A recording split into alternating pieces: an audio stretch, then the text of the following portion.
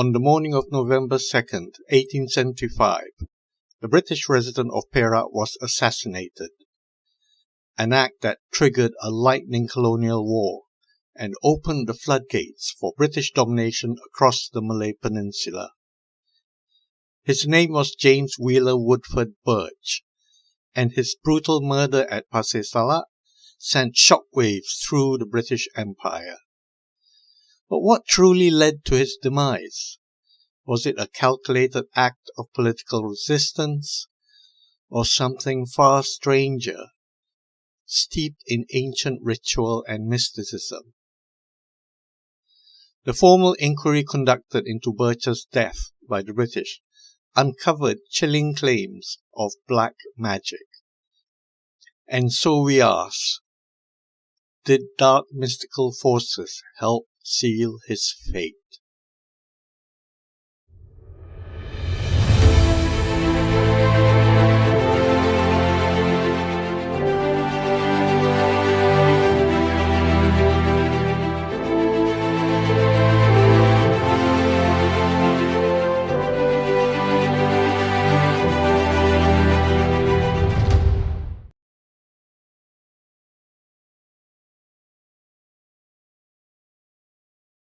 To understand Birch's murder, we must first understand what brought him to Pasir Salak in Perak.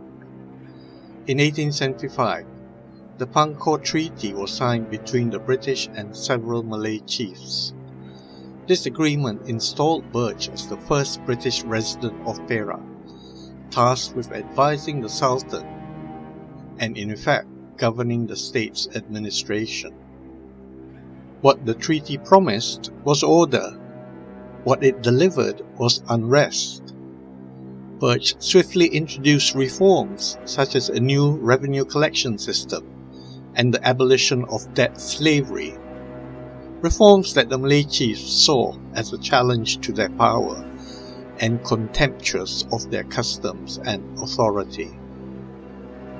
Among most aggrieved was Sultan Abdullah of Perak himself. Though once a beneficiary of British support, he soon came to see Birch not as an advisor but as a threat.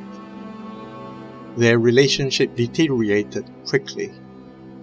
Abdullah ignored Birch's advice, openly defied his authority, and ultimately began plotting his murder. But before blood was spilled, something curious took place. Not a revolt or an ambush, but a ceremony. In August of 1875, Sultan Abdullah convened a ritual called a main berhantu, or ghost play, a ceremony to summon spirits, often used to cure illness, recover lost property, or seek omens. On this occasion, though, its purpose was far darker: to foresee, or perhaps precipitate, the death of Mr. Birch. According to testimony collected during the 1876 British inquiry into his murder, the ritual was held for 3 nights at the Sultan's house in Batak Rabit. Present were several high-ranking Perak chiefs: the Laksmana, the Shah Bandar, Datuk Sagor, Raja Dres, Raja Kecik Muda, Raja Ahmad, and even the famous Selangor warrior Said Mashur. Before the ritual began, the Sultan was reported to have said, "If there be any spirits left in Perak, let us look into the future and see if there is any means by which he may die, or his steamer be wrecked on the Perak bar." He warned that anyone who spoke of the proceedings to the English would face death. One of the witnesses, Long Mahnum, the Sultan's cook, testified that Raja Ahmad, a skilled practitioner of the occult, was asked to summon Birch's spirit in the form of a butterfly. Raja Ahmad demanded $100 for the task. On the 3rd night, Candles were lit and incantations made over 5 pots of water. Raja Ahmad crafted a man-shaped figure from parched rice, cut off its head, struck it with a fan, and tossed the rice grains into the air. Magically, a butterfly emerged from the rice and started to fly away. Raja Ahmad caught it in his hand and crushed the creature, declaring, "If this butterfly dies, Mr. Birch will die. If it does not, he will live." He opened his hand. The butterfly was dead.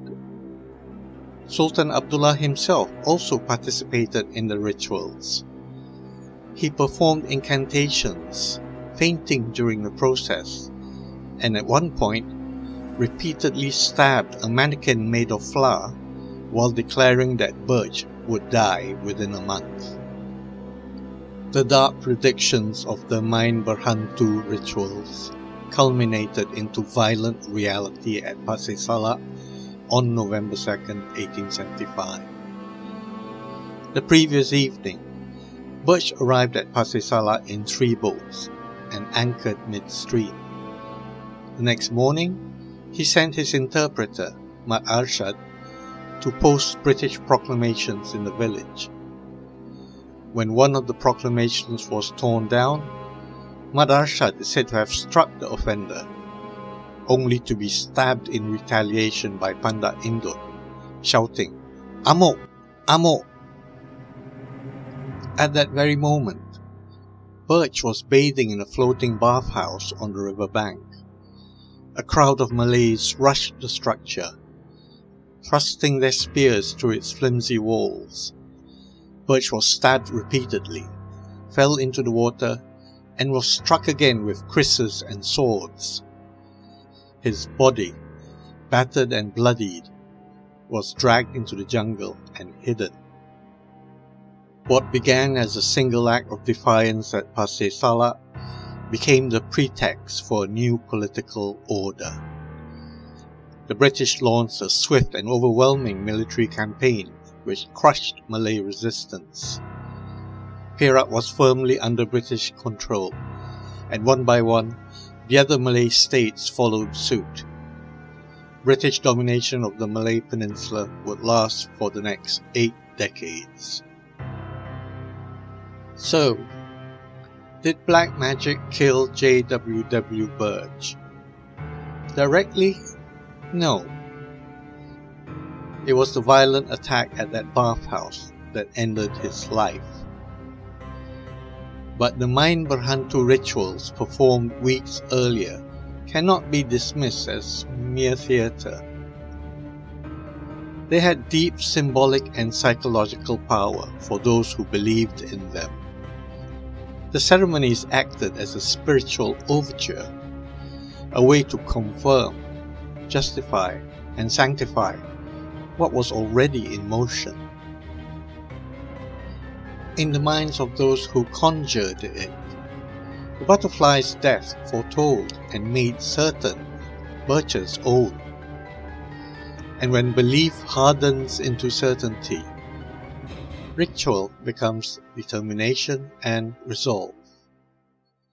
When that happens, even a murder can begin with nothing more than the flutter of wings. If this tale stirred your curiosity or sent a shiver down your spine, do consider leaving a like or sharing your thoughts in the comments below. Please also subscribe to my channel and accompany me again as we unearth more mysteries, rituals, and forgotten tales from Malaya's enigmatic past. Until next time, cheerio!